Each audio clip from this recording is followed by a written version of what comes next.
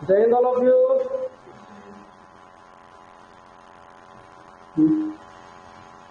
जुटे हैं जो जय हिंद बोले। दो बच्चे हैं, साउंड बता देना भाई, आवाज का आवाज बताओ फटाक से।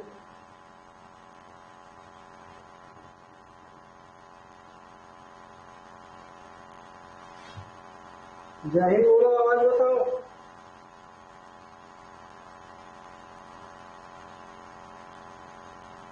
साउंड के बारे में बताइए, मेरे ख्याल से आवाज आ रही।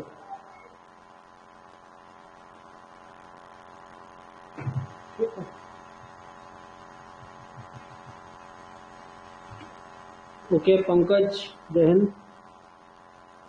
शुरू करते हैं आज की क्लास। वर्क एनर्जी पावर कुछ खास नहीं था, तो कल की क्लास में उसको ओवर किया।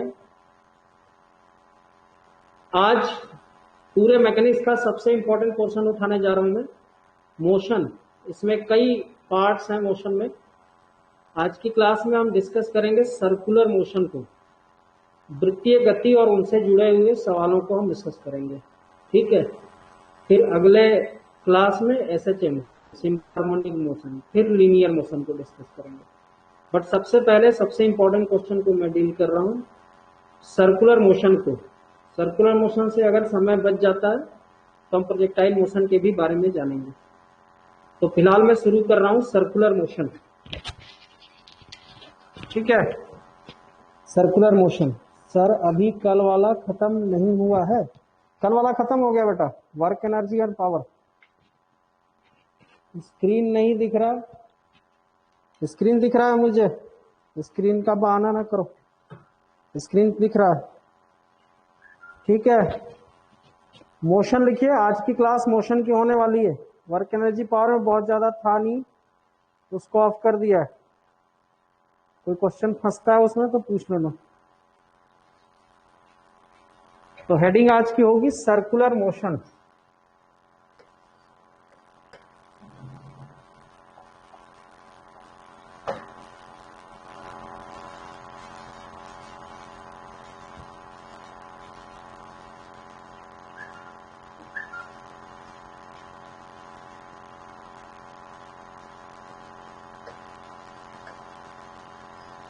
सर्कुलर मोशन, ठीक है। सर्कुलर मोशन, ये कहां भाग गया, सर्कल कहां भाग गया।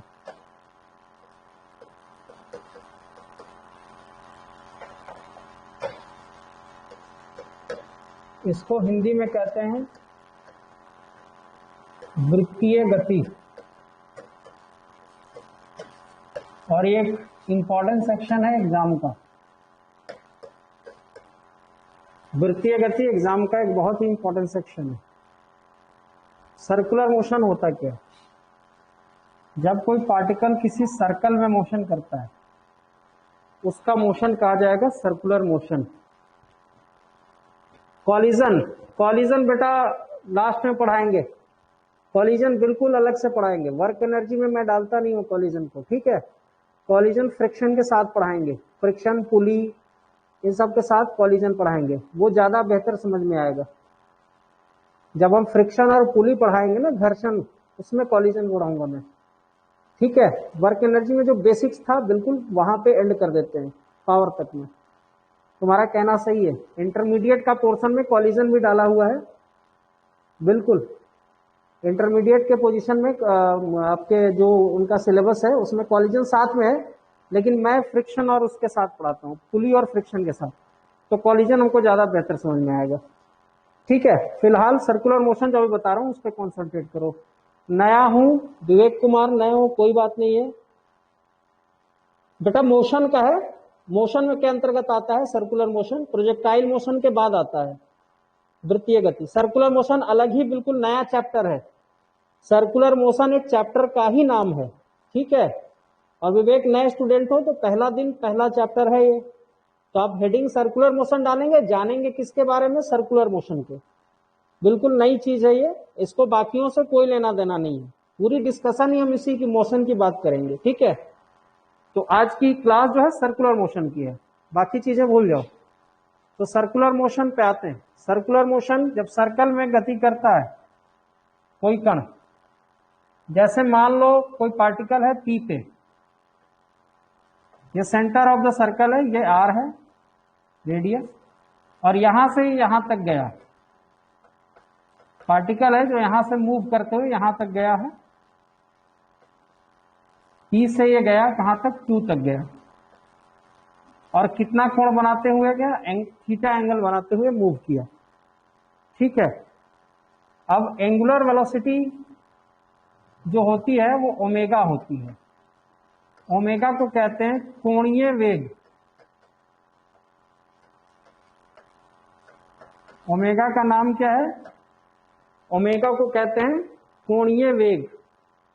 ठीक है, एंगुलर वेलोसिटी, इंग्लिश में इसको कहेंगे एंगुलर वेलोसिटी। कोणीय वेग क्या होता है, कोण बटे समय, जितना एंगल वो बनाएगा और जितना समय लेगा उसका जो अनुपात होगा वही क्या होगा, कोणीय वेग होगा। ठीक, इसका एसआई मात्रक क्या होता है कोणीय वेग का, एसआई मात्रक कोणीय वेग का क्या होगा, थीटा का होता है रेडियन, थीटा का होता है रेडियन, और टाइम का सेकंड। ठीक है, तो ये होगा रेडियन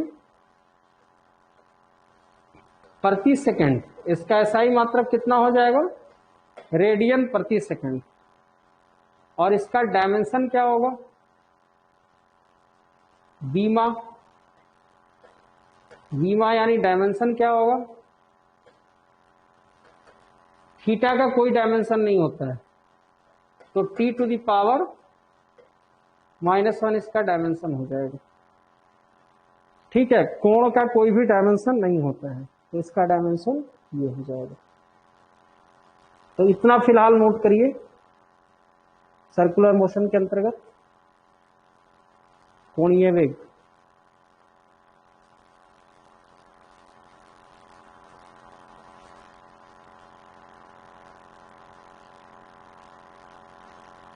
ठीक है, अब जब पूरे सर्किल पे घूम जाता है, जब वो पूरे सर्किल पे घूम जाएगा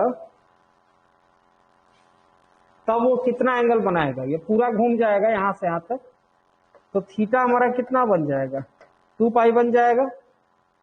थीटा कितना बन जाएगा, 2 पाई। तो मान लो ये पूरा घूमने में इसने कैपिटल टी समय लिया, कैपिटल टी को क्या कहेंगे, आवर्तकाल, आवर्तकाल। ठीक है, time period, time period of revolution भी बोलते हैं, सिंपल टाइम पीरियड आप बोल सकते हैं। तो आवर्तकाल ये हो गया time period 2 pi upon T, पूरा एंगल अगर घूमा इसमें तो पूरा ये हमारा कोणीय वेग हो जाएगा। ठीक है, तो मेरे ख्याल से ये चीज क्लियर हो गई। आगे बढ़ते हैं, नेक्स्ट होगा कोणीय वेग, कोणीय वेग तथा रैखीय वेग के बीच संबंध। ये भी इंपॉर्टेंट है अपने आप में न्यूमेरिकल के लिहाज से। Relation between angular velocity and linear velocity. ठीक, ये रिलेशन कैसा है, रेखीय वेग सभी जानते हैं, एक रेखा में अगर कोई बॉडी चलती है तो रेखीय वेग होता है। तो देखो, अगर इस सर्किल की हम बात करें, अगर कोई पार्टिकल ने पी से चलना शुरू किया और यहां से चलते चलते पुनः पी पे आ गया, पूरा एक राउंड लिया और फिर पुनः कहां चला आया, पी पे चला आया, यानी कि यहां से यहां तक पूरा ट्रेवल कर गया। तब इसका कोणीय वेग कितना हो जाएगा? कोणीय वेग हो जाएगा 2π/t। बात आगे समझ में। लेकिन जिस समय वो कोण बनाता है उस समय वो इस परिधि पे चल रहा होता है, सरकम सेंटर जो कहते हैं, ये इस पे चल रहा होता है। वृत्त का जो सरकमफेरेंस होता है उस पे वो चल रहा होता है, वृत्त की परिधि पे सरकमफेरेंस पे वो चल रहा होता है। तो भाई यहां से चलते हुए यहां तक वो कितनी दूरी तय करेगा, उसकी डिस्टेंस कितनी होगी, उसकी डिस्टेंस कितनी होगी? तो डिस्टेंस आपकी कितनी होगी? 2πr होगी। तो फिर भी हमारा क्या हो जाएगा? 2πr/t। अब कहोगे सर कहते हैं कि डिस्प्लेसमेंट अपॉन टाइम होता है वेलोसिटी, चलो इसमें कोई डाउट नहीं है, लेकिन यहाँ कोणीय रेखीय वेग का मतलब हुआ कि उस वेग का मैग्नीट्यूड हम ले रहे हैं, उस वेग का हम डायरेक्शन नहीं ले रहे हैं इसमें, ठीक है। हम सिर्फ और सिर्फ क्या ले रहे हैं? मैग्नीट्यूड ले रहे हैं। तो सर्कुलर मोशन में जो मैग्नीट्यूड होता है वो हमेशा चाल होता है, वेलोसिटी होती है। बात आगे समझ में। सर्कुलर मोशन ही एकमात्र ऐसा मोशन होता है जिसमें वेलोसिटी जो होती है वो सिर्फ डिसाइड होती है डायरेक्शन से, बस। बाकी मैग्नीट्यूड जो होता है वो सेम रहता है। बात आगे समझ में। वेलोसिटी और चाल में यानी कि स्पीड और वेग में अंतर पैदा कौन करता है? सिर्फ डायरेक्शन पैदा करता है। तो फिलहाल मैंने डायरेक्शन नहीं लिया यहाँ पे, तो आप इसको चाल बोल लीजिए या फिर वेग बोल लीजिए। बात आगे समझ में, कोई फर्क खास पड़ने वाला नहीं है। तो अब आते हैं, अब बहुत सिंपल है, भी में ओमेगा को डिवाइड कर दो, तो ये 2πr/t, ये है 2π/t। t से t, इससे ये कैंसिल होगा। ये एक रिलेशन तुम्हें मिलेगा, बहुत अच्छा सा रिलेशन है न्यूमेरिकल के लिए, बहुत प्यारा सा ये रिलेशन है। v बराबर क्या होता है? ओमेगा इंटू आर होता है। v बराबर क्या होता है? ओमेगा इंटू आर, यानी कि रेखीय वेग बराबर कोणीय वेग गुणा त्रिज्या होता है। कभी नहीं भूलने वाली चीज है ये, इसको याद रखना हमेशा, ठीक।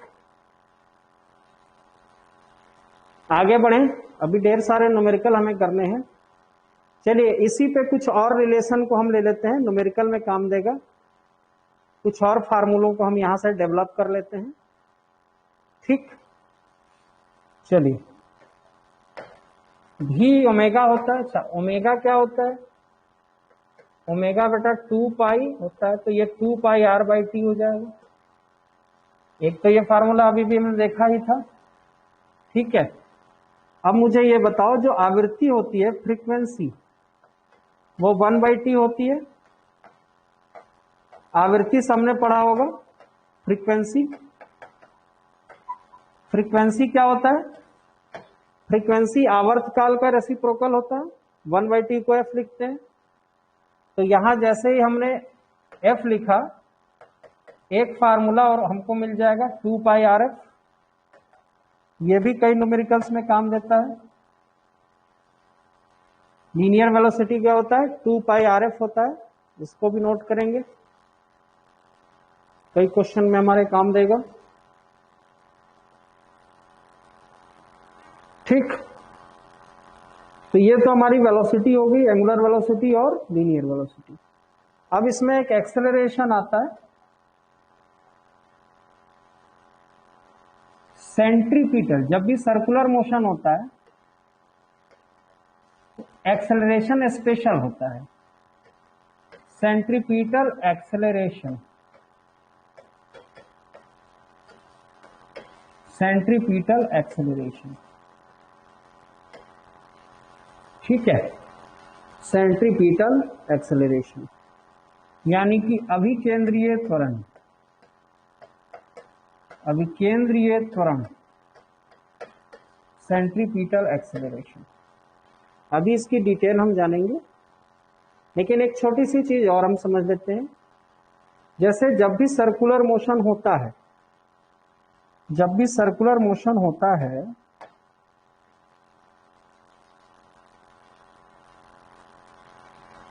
तो एक सवाल अक्सर ये पूछा जाता है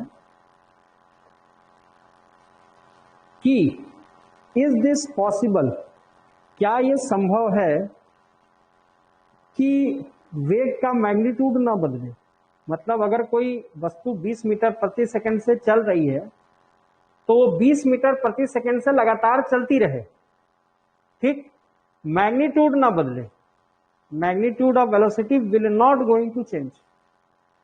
तो मैग्नीट्यूड उस वेलोसिटी का बदलने वाला नहीं है, ठीक।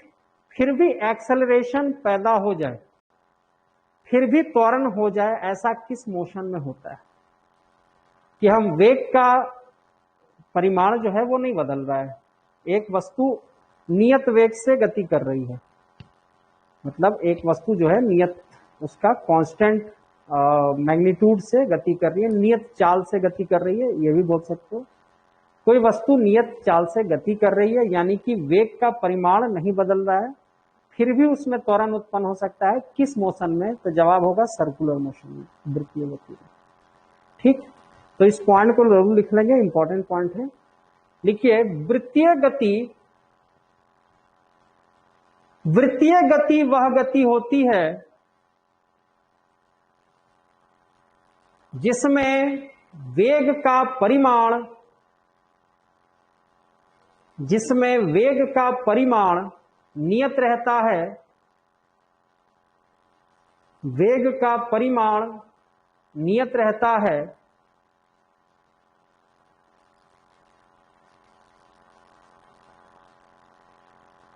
किंतु दिशा बदलने के कारण त्वरण उत्पन्न होता है, किंतु दिशा बदलने के कारण त्वरण उत्पन्न होता है।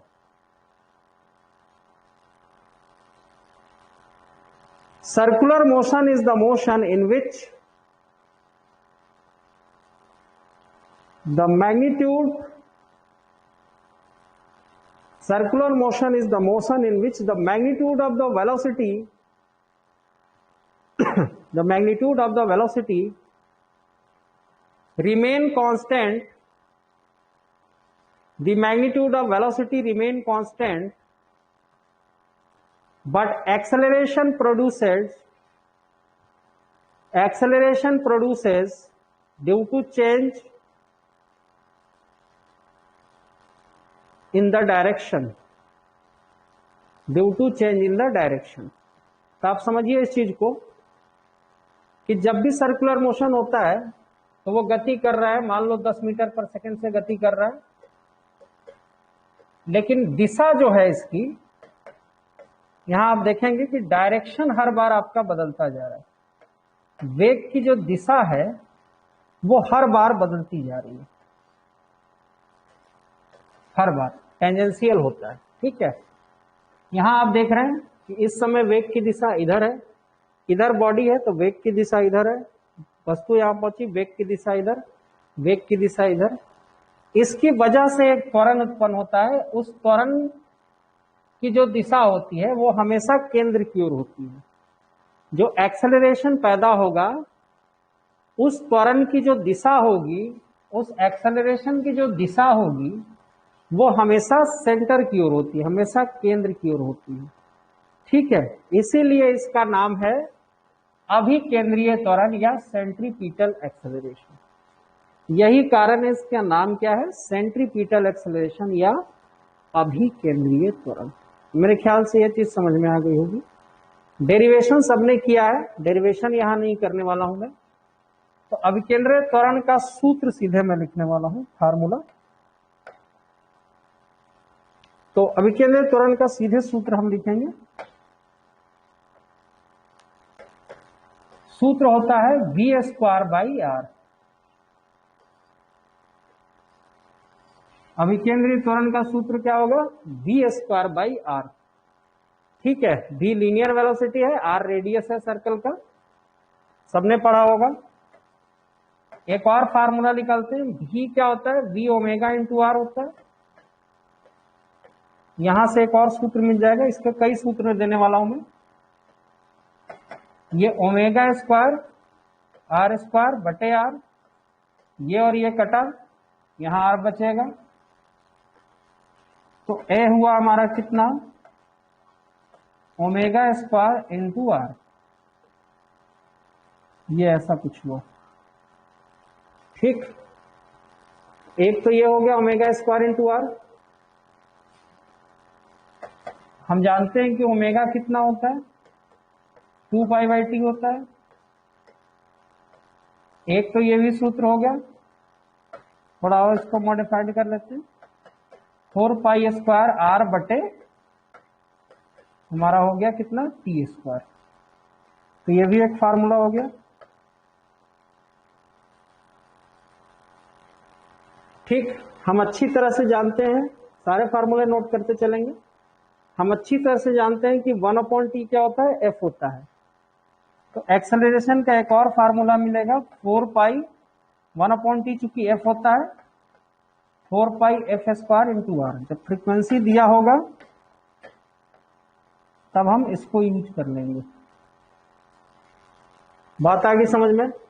जब टाइम पीरियड दिया होगा तब हम इसको यूज करेंगे, जब ओमेगा दिया होगा, आर दिया होगा, इसको यूज करेंगे, जब हमें फ्रीक्वेंसी दिया होगा इस फार्मूले को यूज करेंगे।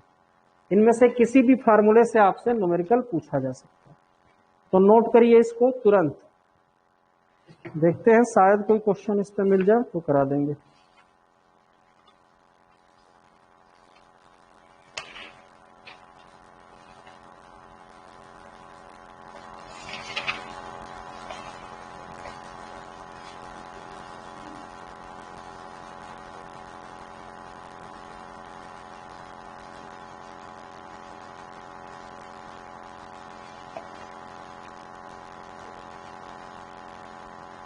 हो गया?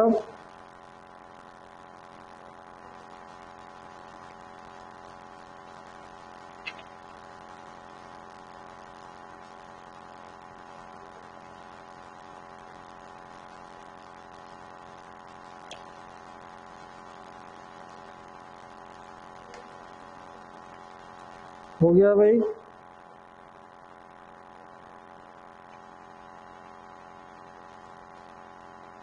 चलिए आगे बढ़ते हैं।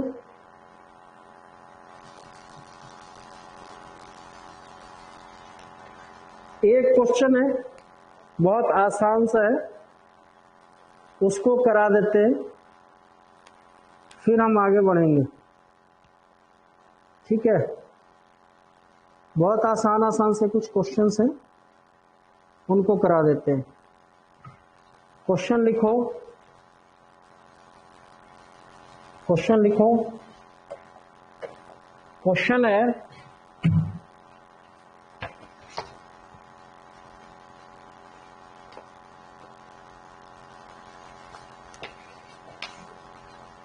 क्वेश्चन है आज का पहला क्वेश्चन,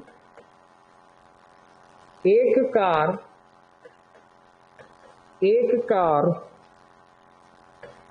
500 मीटर त्रिज्या के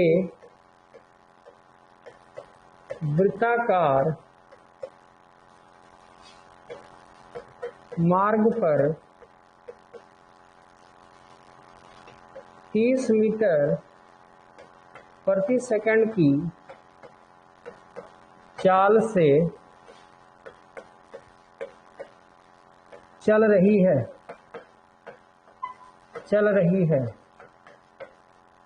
तब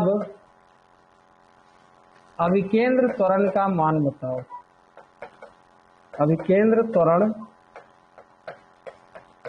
का मान बताओ। अभिकेंद्र त्वरण का मान बताओ। ठीक है, इंग्लिश वाले भी समझ लेंगे। Car is moving on a circular road of 500 meter radius with speed 30 meter per second, then what is the centripetal acceleration? तो वेरी सिंपल, v²/r सूत्र लगाएंगे, 30 × 30 लिखेंगे और नीचे क्या आ गया, 500 हो गया। इससे पूरा कट जाएगा 9/5, बस 9/5 कितना दे देगा हमें,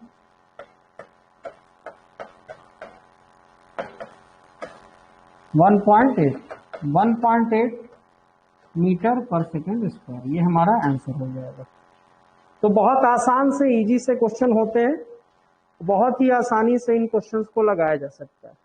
बाकी तो मैंने जितनी डीपली थी सब बता दिया, कभी कभी फ्रीक्वेंसी के साथ दे देता है तो आप डायरेक्टली उस पर रख करके निकाल सकते हैं फार्मूले को। और भी क्वेश्चन मैं कराऊंगा इस पर, परेशान नहीं होना। तो ये हो गया। अब आते हैं, जहां त्वरण होगा वहां बल भी होगा। अगली हेडिंग है हमारी अभिकेंद्रीय बल। अभिकेंद्रीय बल, सेंट्रीपेटल फोर्स, सेंट्रीपिटल फोर्स, अभिकेंद्रीय बल। अभिकेंद्रीय बल क्या होता है?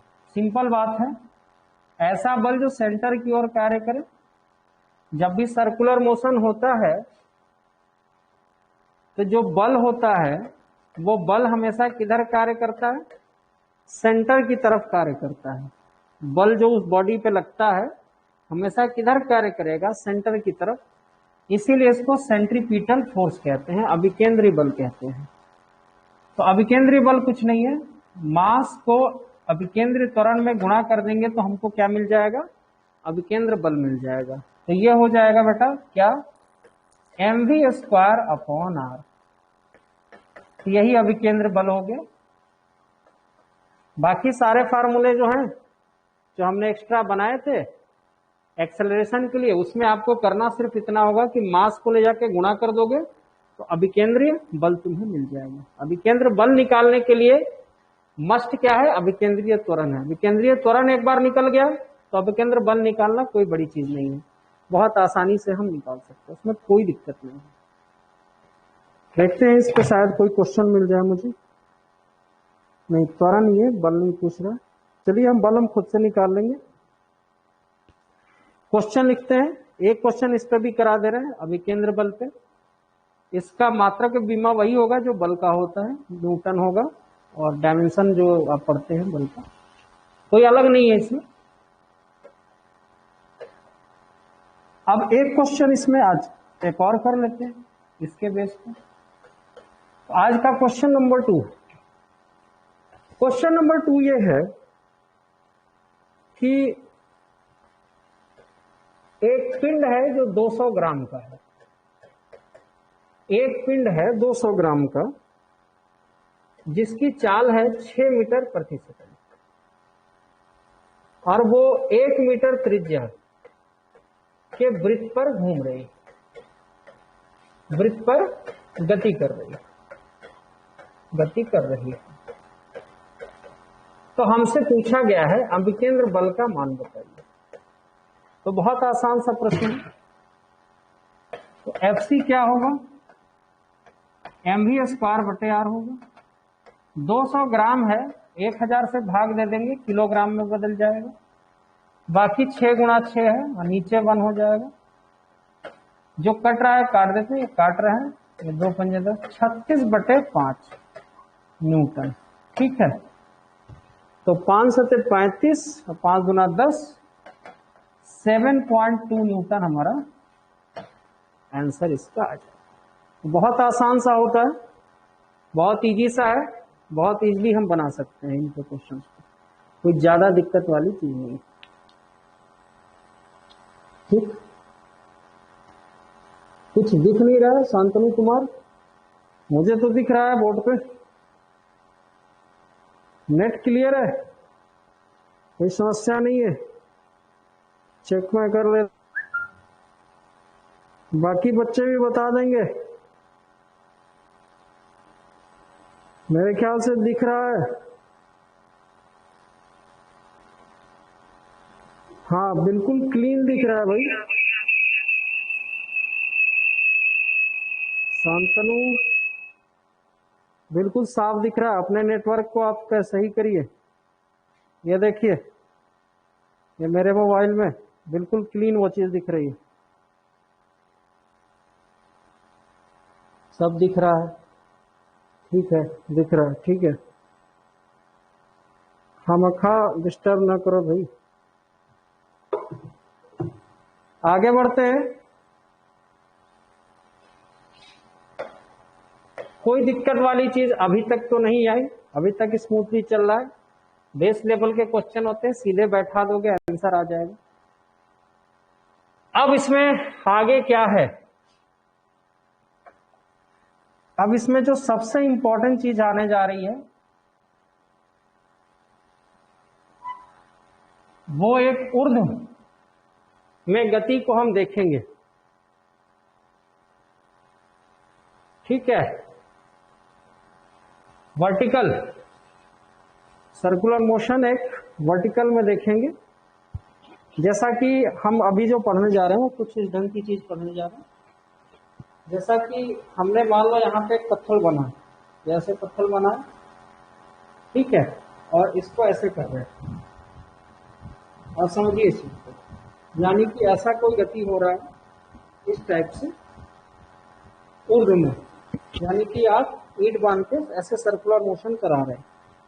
तो इसमें पूछा जाने वाला बहुत इंपॉर्टेंट सवाल होता है ये ऊर्ध्व में, ठीक है। क्षैतिज बनेंगे, क्षैतिज में आपको पढ़ना भी नहीं है, ये आपको नहीं पढ़ना है, ऐसे नहीं पढ़ना है, इस ढंग से नहीं पढ़ना है, ठीक है। ये वाला है ही नहीं, आउट ऑफ सिलेबस है। आपको क्या पढ़ना है, ऐसा ऊर्ध्व में, ऐसा दिख रहा होगा, ऐसा ऊर्ध्व में पढ़ना है, ठीक है। तो उसी की डिस्कशन करने जा रहे हैं, पूरी डिटेल यहाँ पे हम समझेंगे इसको। तो आप समझ लिए ऊर्ध्व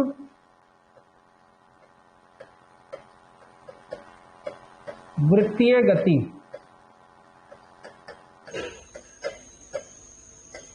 वर्टिकल सर्कुलर मोशन, ये आपकी हेडिंग हो सकती है, ठीक। इसको हम समझेंगे। ये सेंटर ऐसे किया, ये बॉडी है, बॉडी का ये मास है m, ठीक। किसी भी एंगल पे लेना है, समझिए इस चीज को। हेडिंग डाला तो बेटा, ऊर्ध्ववृत्तीय गति, वर्टिकल सर्कुलर मोशन, ठीक है, या ऊर्ध्ववृत्त में गति आप बोल सकते हैं इसको।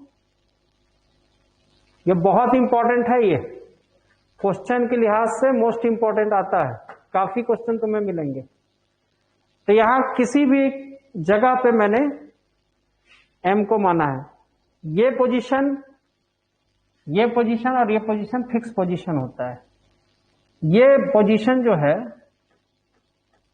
इसको बॉटम कहते हैं, इसको नाम कुछ दे देते हैं, इसको चलो C दे देते हैं नीचे, तो ये बॉटम हमारा है,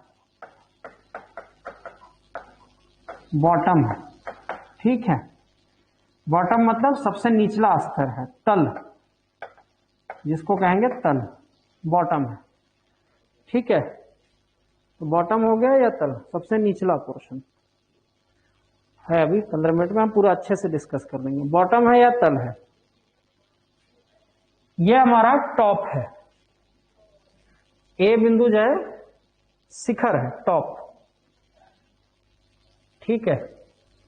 ये टॉप है, टॉप मतलब शिखर, शिखर पे, शिखर को हमने ए मानना, ठीक है। और यहां एक बिंदु माना, यहां मान ले, यहां मान ले, बात बराबर है।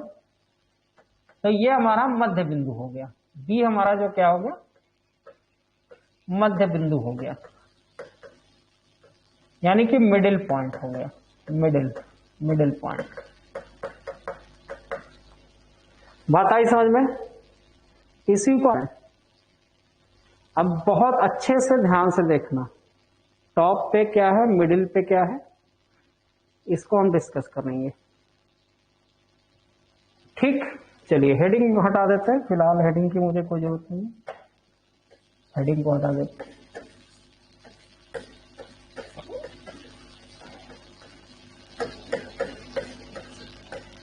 अब ध्यान से देखना, थ्योरी समझ लो इस चीज को। अब ये वेट हमारा इधर जाएगा, नीचे की तरफ जाएगा वेट, तो m इंटू जी होगा, ग्रेविटेशन एक्सेलरेशन आएगा नीचे की तरफ बैठ जाए। अब इसके कंपोनेंट, दो कंपोनेंट हम बांट देते हैं इस वेट का, इस वेट को दो कंपोनेंट को बांट देंगे, यहां से थीटा कोण ले लेते। अच्छा, इसको जो त्रिज्या है, अब चूंकि धागा है तो धागे की लंबाई मान लो l है, ऐसा कुछ मान लिया हमने, धागे की लंबाई क्या मान ली, l मान लिया, ठीक है। धागे की लंबाई क्या मान ली, l मान लिया, क्योंकि जिस धागे में पकड़ के ऐसे घुमा रहे हैं उस धागे की लंबाई हमने मान ली। चाहो तो r भी ले सकते हो, कोई दिक्कत नहीं। ये हमारा बेस कंपोनेंट हो जाएगा, आधार है ना, ये एंगल जहां होता है, एंगल के नीचे क्या होता है, आधार होता है, तो आधार पे क्या जाएगा, mg cos थीटा, इसका कंपोनेंट क्या जाएगा, mg cos थीटा जाएगा ना आधार पे, और इधर लंब पे क्या जाएगा, mg sin थीटा, ठीक। अब चूंकि ये वेट इधर काम कर रहा है तो धागा क्या होगा, तन जाएगा, तो धागे में जो तनाव है, जो टेंशन है, वो कहां जाएगा, ऊपर की तरफ। धागे में तनाव भी तो होगा, धागा तनेगा भार से, क्या होगा, भार से धागा तनेगा, तो धागा में जो तनाव होगा वहां कहां, ऊपर की तरफ जाएगा, आगे की तरफ। तो फिलहाल mg और t हमेशा बड़ा होता है किससे, mg cos थीटा से, क्योंकि यहां आप देख रहे हैं कि जो तनाव है और जो वेट का कंपोनेंट है दोनों अपोजिट लग रहे हैं, तो घटाएंगे हम। तनाव चूंकि बड़ा है, तनाव हमेशा ज्यादा होगा किससे, उसके वेट से, वेट के कंपोनेंट से, तभी तो रस्सी तनी रहेगी। अगर ये बेटा बड़ा हो जाए तो रस्सी टूट जाएगी, सीधी बात है। अगर ये वेट हम बड़ा कर दें, ज्यादा कर दें, तो रस्सी क्या हो जाएगी, तनाव से ज्यादा होगा वेट, तो रस्सी टूट जाएगी, फिर मोशन ही नहीं होगा। मोशन होने के लिए ये मस्ट है, समझ में आ गई बात। तो ये परिणामी बल हो गया, ये भी बल है, ये भी बल है, तो दोनों क्या हुआ, रिजल्टेंट। परिणामी बल ही इसको क्या प्रदान करता है, इसको घूमने के लिए mv²/L प्रदान करता है।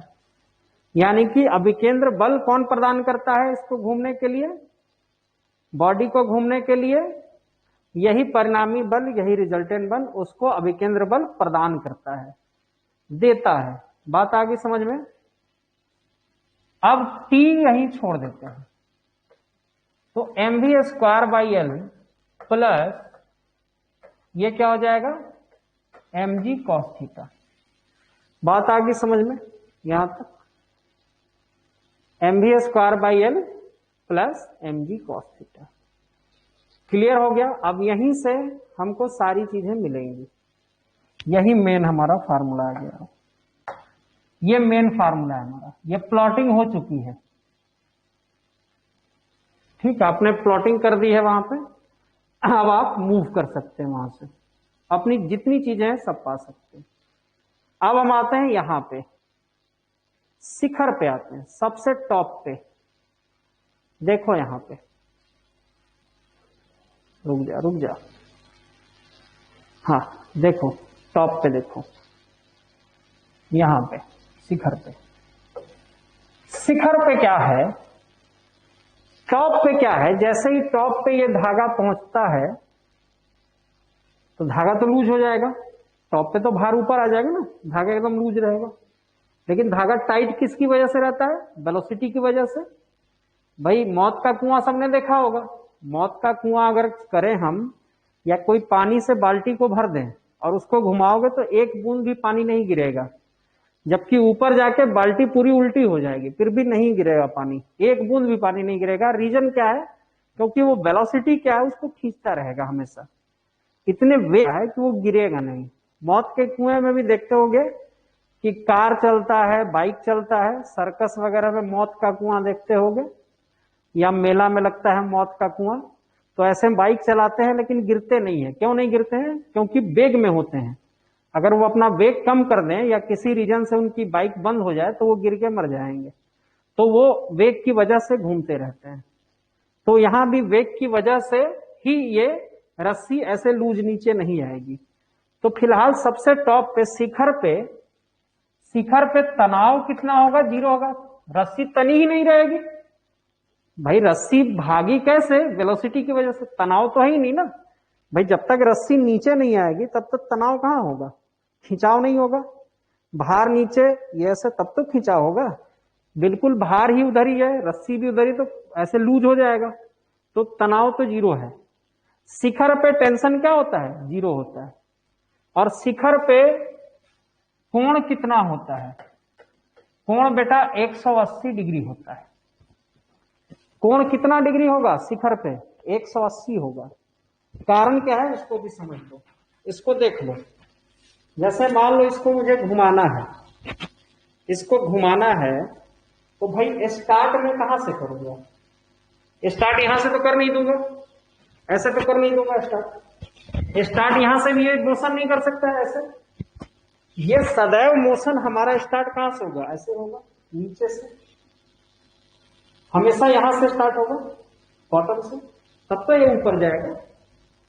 तो भैया यहां से आपने मोशन को स्टार्ट किया, समझिए, देखिए कैमरा में दिख रहा होगा, यहां से मोशन को स्टार्ट किया और ये चीज ऐसे ऊपर गई, यानी कि ये चीज नीचे से ऊपर गई, यानी कि यहां से यहां के बीच में कितना कोण बनेगा?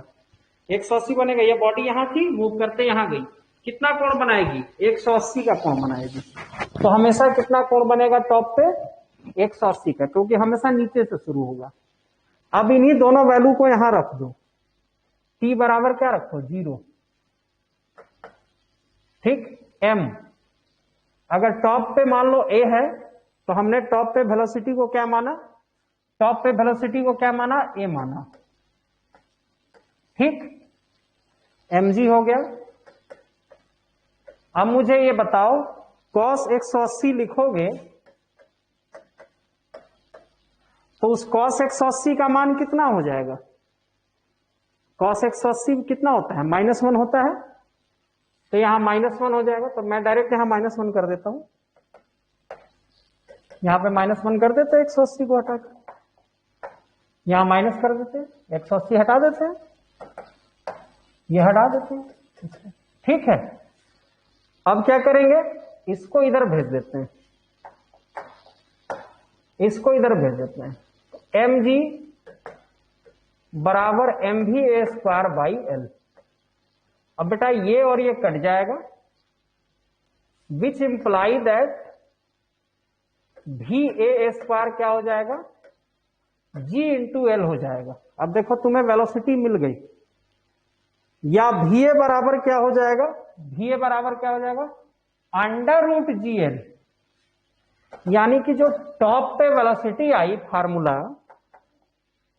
वो बेटा कितना आया? वो आया ये मोस्ट इंपॉर्टेंट है, अति महत्वपूर्ण। ये अक्सर पूछा जाता है कि कोई गाड़ी चल रही है, सबसे ऊपरी बिंदु पे कितना वेलोसिटी होगा? L दिया रहेगा।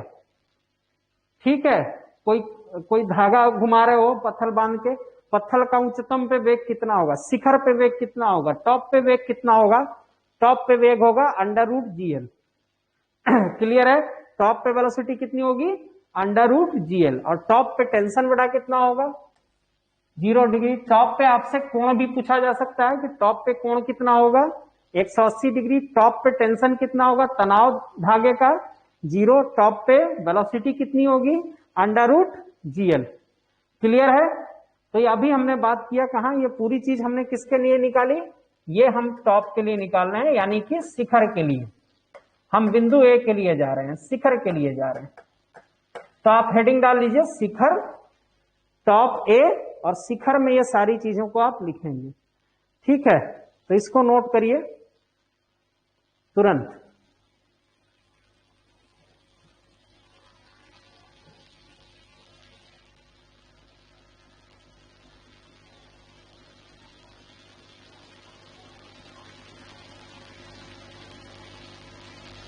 मेरे ख्याल से ये चीज हो गया शिखर पे।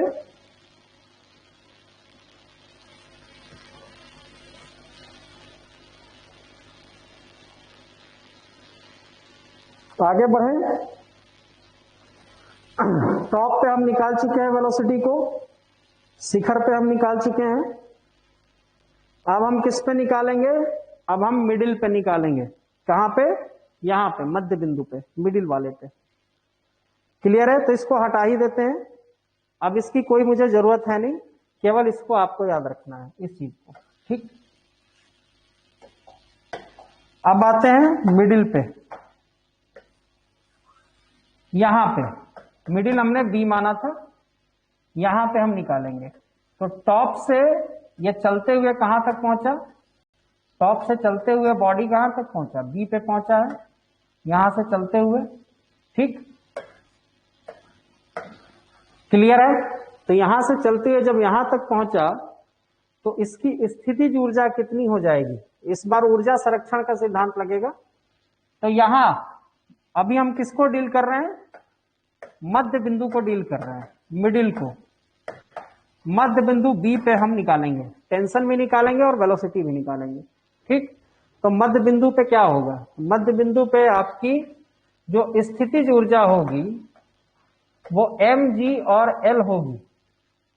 स्थितिज ऊर्जा कितनी होगी? mg और l होगी, क्योंकि बेटा यहां से यहां तक स्थिति इसकी कितनी हो जाएगी? ये हाइट आप देखो, यहां से यहां आने में हाइट ही तो काउंट होगा, mg l हाइट हो गया।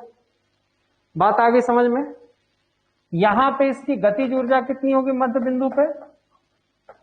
हाफ mv/v², इसकी गतिज ऊर्जा हो जाएगी। बात आ गई समझ में? अब लगाते हैं यहां ऊर्जा संरक्षण का सिद्धांत। क्या लगाएंगे?